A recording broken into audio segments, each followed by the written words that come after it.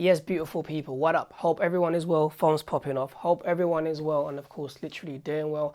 I initially thought yesterday or the day before yesterday, I thought of starting a new series called the Metaphysics of Superheroes, where I basically break down just the superheroes from a metaphysical point of view and relate that to the person that's reading comics, the person that's watching the superhero movies, and just to every single person really who I think will just grasp it, because it's a really good way to look at what you're consuming and really relate it to how you're doing and what you're up to, and really understanding, I guess, superpowers to a degree of where it relates back to you. The reason I wanted to pick this character, Charles Xavier, is because he deals with the mind.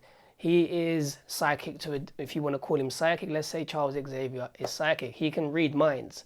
He knows who you are, what you are. He can tap into your energy stream of consciousness. He can tap into who you are, where you are, and of course, when he has cerebral, he has more access to the whole world. So the first thing that I think of when I think of Charles Xavier pretty much is, of course, the concept of thought and observation.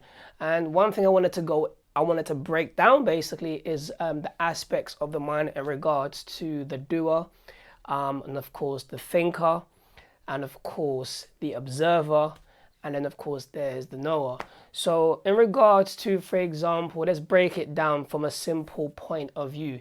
If you're watching me for the first time on this video, you have no imprint of me. You don't know who I am or what I am. So as you watch me for the first time, you're actually observing me through your observation of me, through the way that I talk, through the way that I walk, through the way I move my hands, through consuming me and actually seeing me.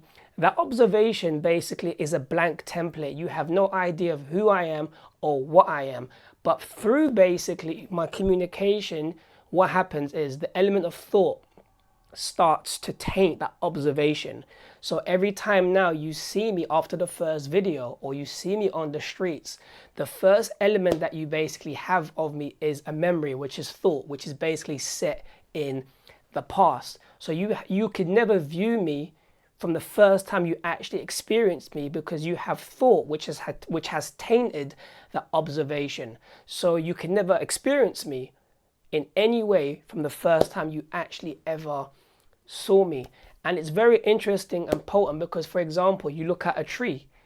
If you look at a tree right now, or an object, let's say for example a tree, you don't actually experience the tree for what the tree really is. When you look at it, you see the words and you see the experience of the tree, which is actually set in the past. So thought hinders and actually stops you from actually opening the mind up, because thought taints you and reduces your thinking in the past.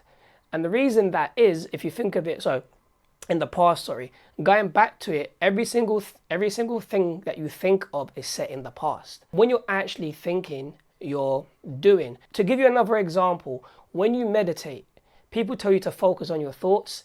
They tell you to concentrate. They tell you to do so many things. Just by you basically just by you focusing in your meditation, you start to implement the thinker, which is thought. So you have created time, distance, and space, which causes fragmentation, division, tension, and depletion of energy, because you're focusing basically on your thoughts.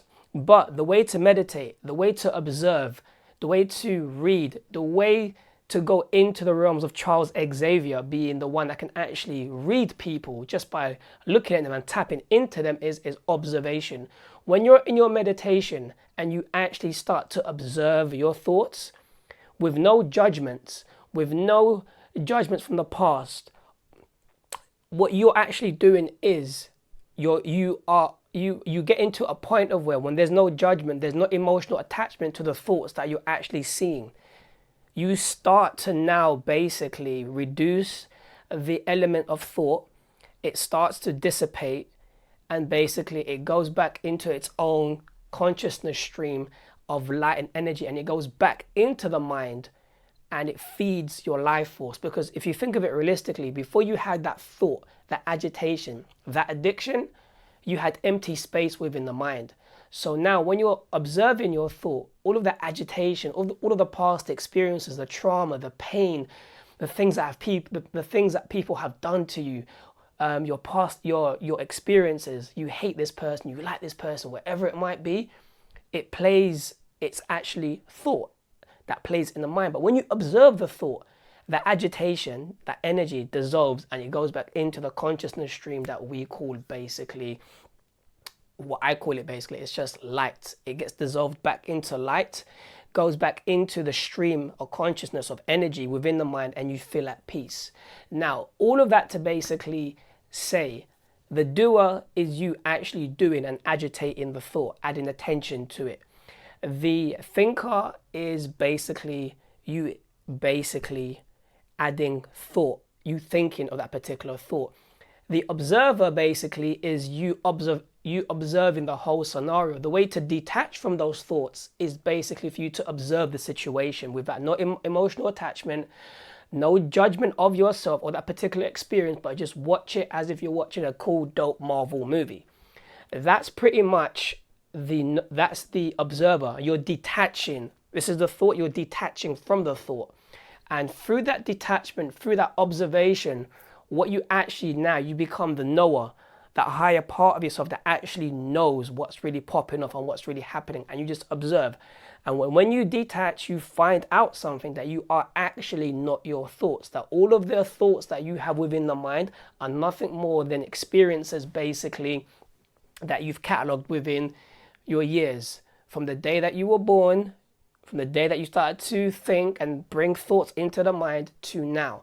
All of that to basically say is, when Charles Xavier reads people or connects with people with cerebral off, the element of thought doesn't exist, because he's observing the mind. He's attaching himself to that mind of that particular person that he's actually reading. And in that instance, he basically has access to all of the information of this particular person that he's actually reading. And this is why Charles Xavier does what he does. Not because he has powers. Well, he has powers, but he knows how to utilize the power of the mind to tap into the energy of that particular person, so he can help them and pretty much allow them to flourish and become part of the X-Men family, or basically just to really help them with things they're going through. And that's what makes Charles Xavier basically Charles Xavier. The mind. Once the mind is clean, once the mind is balanced, once you're in the process of acquiring stillness, that's how basically you get your superpowers. Because once this runs smoothly, everything else follows. You know, you have a balanced mind, balanced thoughts. Healthy thoughts give way to a healthy being, you know. And that's pretty much the metaphysics in basically of Charles Xavier.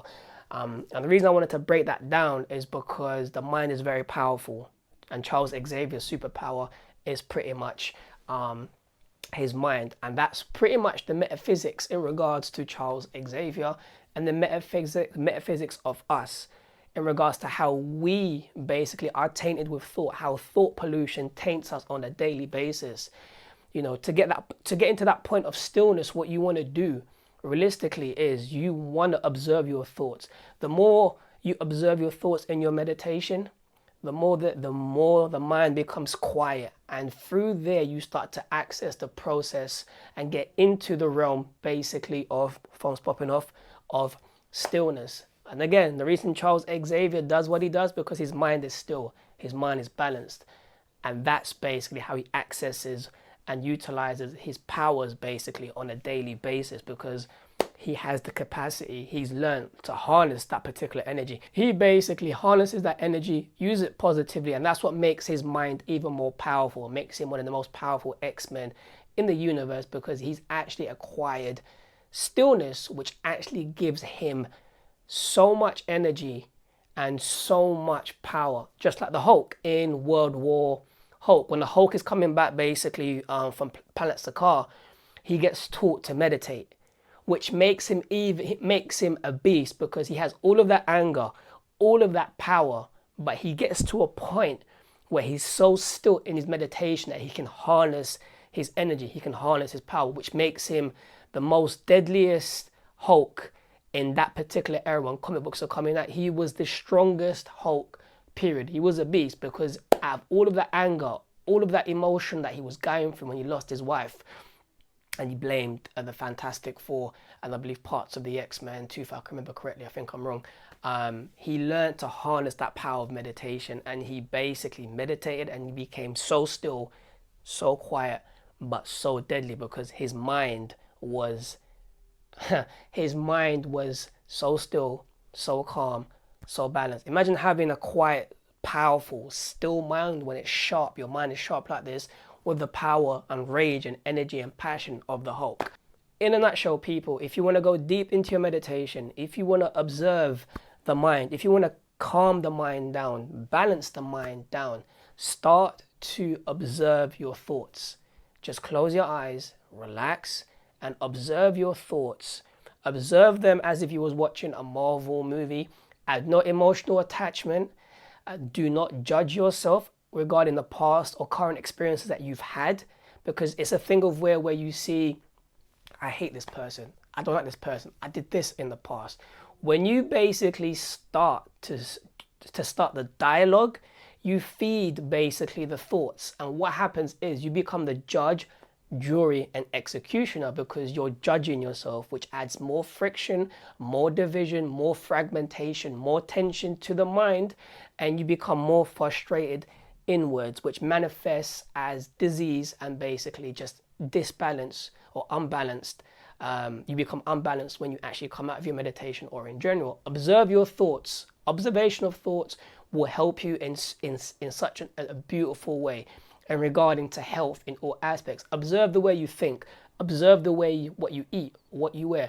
Observation is the stillness of thought, which brings out peace and it brings out inner peace, which manifests basically as peace outwards. With that being said, that's my take on the metaphysics basically of Charles Xavier, and a little touch literally on, of course, the man we call the Hulk. With that being said, I hope everyone is well and of course literally doing well.